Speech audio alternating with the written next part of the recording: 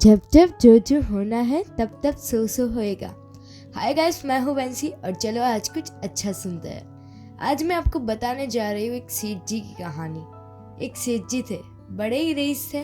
अपनी बिटिया को बहुत अच्छे से पाला था उसने, और उसकी शादी भी बिजनेसमैन के साथ करवाई थी।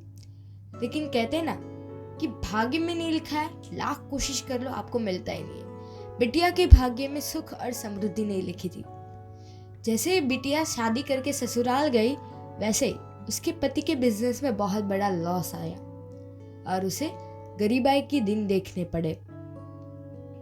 ये देखते ही माँ को बहुत दुख होता था। वह अपने पति को कहती थी कि आप दुनिया की मदद करते हो, अपनी बेटी की क्यों नहीं करते। तब सेठ जी कहते थे कि उसके भाग्य में लिखा होगा तो कहीं से भी आएगा, उसके भाग्य में ही नहीं लिखा है। जब उसका भाग्योदय होगा तब पूरी कायनात उसकी मदद करने के लिए तैयार हो जाएगी। माँ मान जाती थी, लेकिन माँ का दिल तो माँ का दिल होता है। एक दिन माँ ने सोचा कि चलो आज किसी को बताए बिना मदद की जाए, और वैसे भी उस दिन दामाद जी आने वाले थे उसके घर।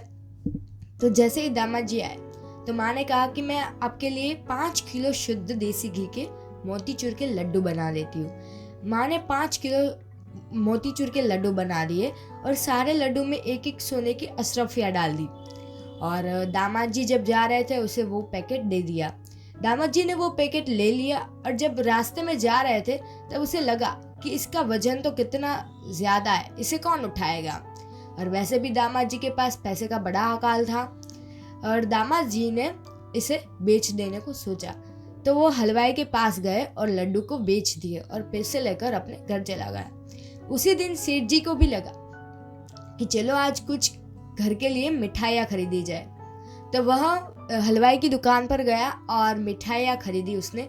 तो हलवाई ने वही वाला पैकेट जो मोतीचूर के लड्डू का था, वही पैकेट सेठ जी को दे दिया। सेठ जी ने वो पैकेट ले लिया और अपने घर गए। और जब वो घर जाते तब सेठानी ने उस पैकेट को देखकर सोचा कि ये मेरा वाला तो लड्डू नहीं है ना। बाद में उसने एक लड्डू लिया और फाड़ कर देखा तो उसमें से सोने की अशरफियाँ निकली, और उसने अपना सिर पटक लिया। तब सेठानी जी ने सेठ जी को सारी बात बताई।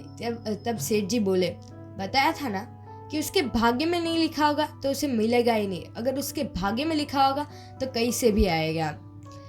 ये लड्डू और सोने की अशरफियाँ ना ही तो हमारी बिटिया के भाग्य में लिखी थी और ना ही तो हलवाई के भाग्य में लिखी थी। ये जिसकी थी वह वापस आ चुकी है। मैं ये नहीं कह रही हूँ कि आप भाग्य पे भरोसा रखकर कर्म करना बंद कर दें। अगर आपको कोई चीज नहीं मिल रही है तो सब्र रखें, और याद रखें वक्त से पहले और भाग्य से ज्यादा कभी कोई चीज नहीं मिलती है।